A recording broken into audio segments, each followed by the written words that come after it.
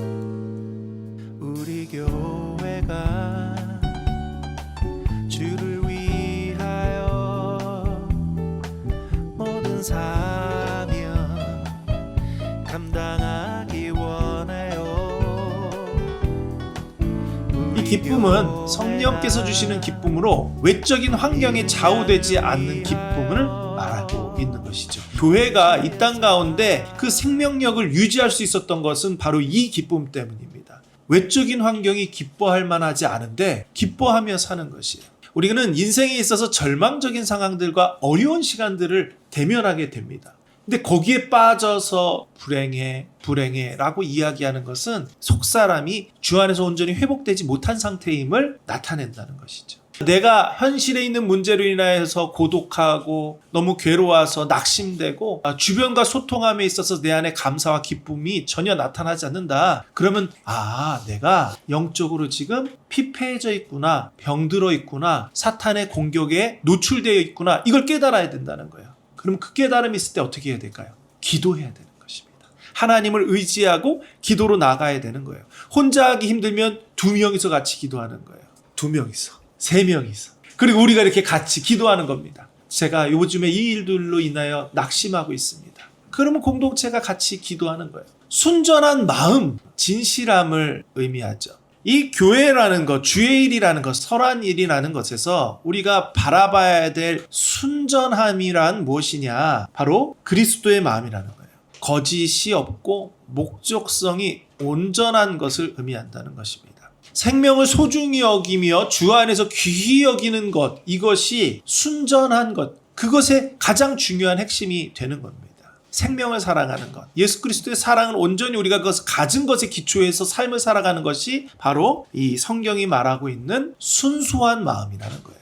그러니까 우리가 교회에서 공동체로서 있을 때 우리 안에 끊임없이 사탄은 공격을 해요. 하나님, 제가 순수한 마음으로 주님께 예배하고 순수한 마음으로 이 공동체에 있는 것입니까? 하나님, 제가 순수한 마음으로 주의 일을 위하여 살아가고 있습니까? 내가 무엇을 도와주고는 하나님, 제가 내 안에 이 대가가 내 안에 요구되어지는 것은 아닙니까? 이러한 질문들을 우리가 끊임없이 할 필요가 있는 것이, 사탄은 그것을 통해서 우리에게 공격을 하고 무너뜨릴 빌미를 갖게 하기 때문이라는 것이죠. 사회는 긍정적인 평판보다 부정적인 평판이 더 큰 힘을 발휘하고 있습니다. 우리 교회가 사회 가운데 문화에서 계속해서 부정적인 평판을 통해서 공격을 당하고 이렇게 휘청이고 있습니다. 교인에 대한 부정적인 평판은 관계를 이용해서 목적을 달성하고자 하는 사람들의 행보입니다. 어떻게 하면 이 사업에 성공할까? 교회에서 사람들한테 그 사업 성공을 위해서 투자를 받으려고 그러고 보험을 팔려고 그러고 돈을 빌리려고 하고, 이러한 행위들이 그것을 통하여서 내 목적을 이루는 데 있다라는 거예요. 그러면 그 일들의 결과가 어떻게 돼요? 이 사람의 문제가 다른 사람한테 다 전이가 되는 거예요. 내 이익과 내 욕심으로 타인들을 괴롭히고 타인들을 배려하지 못한 일이 된다는 거예요. 열망과 욕구가 공동체의 룰을 깨트리고 죄를 범하게 되면 그 공동체는 피폐해진다는 거예요.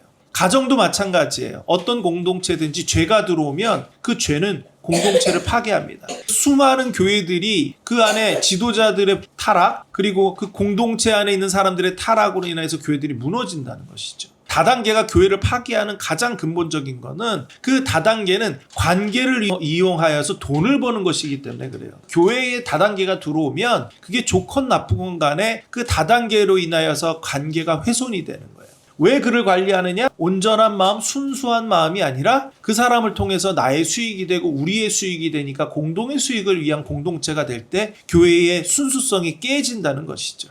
개인적으로 하는 건 괜찮은데 그걸 교회로 끌어들여오지 말아라. 저는 그렇게 생각을 해요. 옛날 다단계는 굉장히 문제가 많았으나 지금은 건전한 쪽으로 가고 있기 때문에 제가 하는 말입니다. 이 교회는 그 순전한 하나님의 사랑을 이 땅에 실현하는 사명이 있어요. 우리 사람은 목적에 따라 행동하는 것이 당연합니다. 그러나 교회는 영혼을 사랑하고 사람을 사랑하기 때문에 행동하는 일이 일어나야 합니다. 성령님의 관심은 하나님의 본질이신 사랑과 그 실천으로서의 낮아지심에서 나오는 것입니다.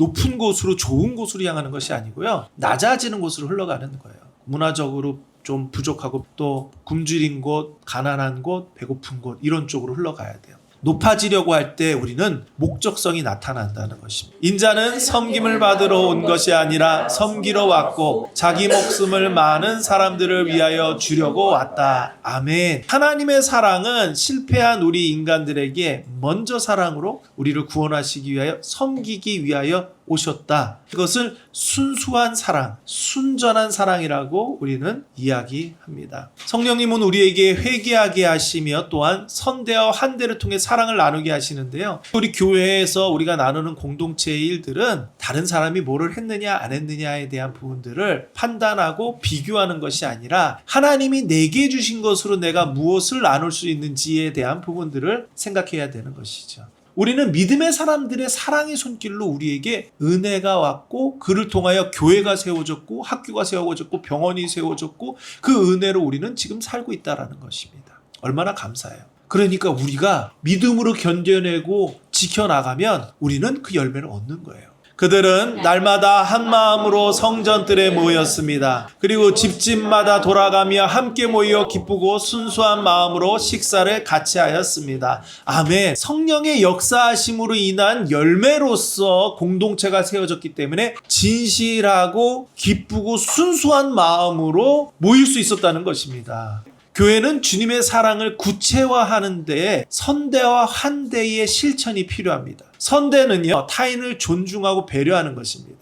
내가 죄를 짓지 않는 것, 내가 상대가 죄를 짓지 않도록 보호하는 것, 그리고 상대의 것을 인정하는 것, 이것이 선대예요. 존중하고 배려하는 것이라는 것. 이 환대는 열린 마음으로 다른 사람을 받아들이는 거예요. 공동체에서 한 영혼을 소중히 여기며 환영하는 우리의 태도가 중요합니다. 저 사람은 우리랑 안 맞아. 저 사람은 어때? 이런 부분들이 우리 안에는 존재해요. 그게 인간적인 거예요. 그런데 믿음 안에서 어떻게 돼요? 우리가 그것을 극복할 수 있는 마음과 성숙된 모습들을 우리가 갖게 되는 것. 이것이 우리 교회가 나아가야 될 모습이기도 합니다. 오늘날 우리는 지역과 공간의 경계가 사라진 세상에 살고 있습니다.